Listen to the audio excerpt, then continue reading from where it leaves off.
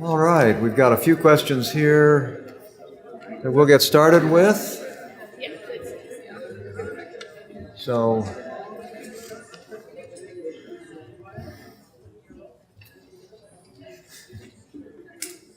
we've got one question that George is going to say a few words about to begin with.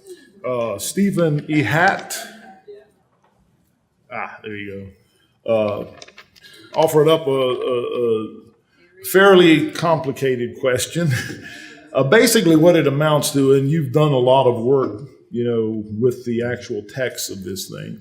And what I get out of it, correct me if I'm wrong, is that you're talking about possibly being able to somehow, let's see what the word you use,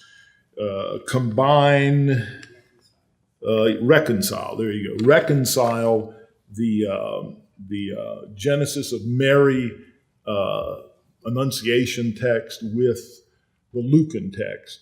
Well, what I'm finding is that you have this underlying. See, what's the most important things I found so far are the Annunciation of Jesus and the Nativity of Jesus.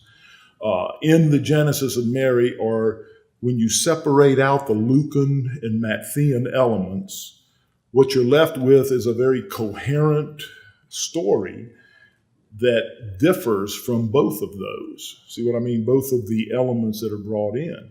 So, and to tell you the truth, where I am right now with this material, I'm not quite ready yet to make definitive statements about what the actual text of the Genesis of Mary is until I get all the manuscript witnesses together and am able to make that call.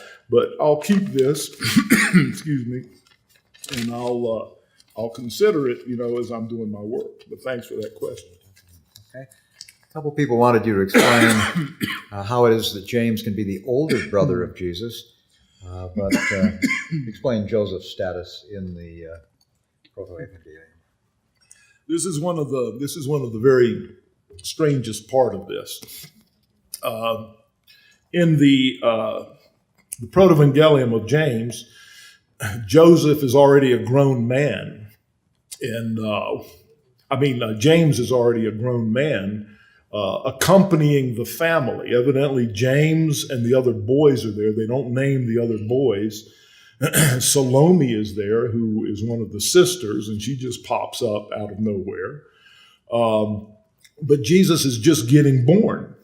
Okay, so he's just an infant and just being born in this cave. And the other brothers and sisters are already, adults. And so this document, at least the editor, is trying to cover the fact that Jesus has 4 brothers and a few sisters. That evidently was not kosher in the early, as Christian theology was developing, let's say. So what do you do with these brothers and sisters that are very frankly, described in both Matthew and Mark? Well, the doctrine comes up, and it comes out of this document that they were Joseph's children by a previous wife, a previous marriage, and that he just took Mary in. And again, he's a widower. Yes, he's a widower. He's an older man. See, they don't want to show there's any hanky-panky going on at all between Joseph and Mary, because Mary has to be the perpetual virgin. As an older man, that would also explain why Joseph drops out of the canonical Gospels so early. He's just not there anymore. Which interesting question here asks if there is any historical evidences, and maybe other people on the panel may want to say if they know anything about this, of girls living in the temple, weaving, living in the apartments around the temple, or is this the only source where that shows up? I would be happy to bounce that to Professor Charlesworth and Danny Bahat and Gary, because again, that's not my field. I'm just very hesitant to go into something like that with these experts around. I'm not sure that, what I've always thought is that women, and, in the Catholicizing tradition, women are not allowed anywhere near the altar area to this very day. So that is supposedly an outgrowth from the Jewish background. So Danny would be the man. Jim, is there anything, Gary? Highly unlikely you would have women weaving in the temple. Mm-hmm. Or living in the temple, it's like. But what about girls who were under the age of 12 and going through puberty? So they're not impure. If they were devoted to the temple and could be there. I mean, we don't have any evidence of it. But at least the story. Is that women are obviously in the women's court. True. So that she didn't live in the temple.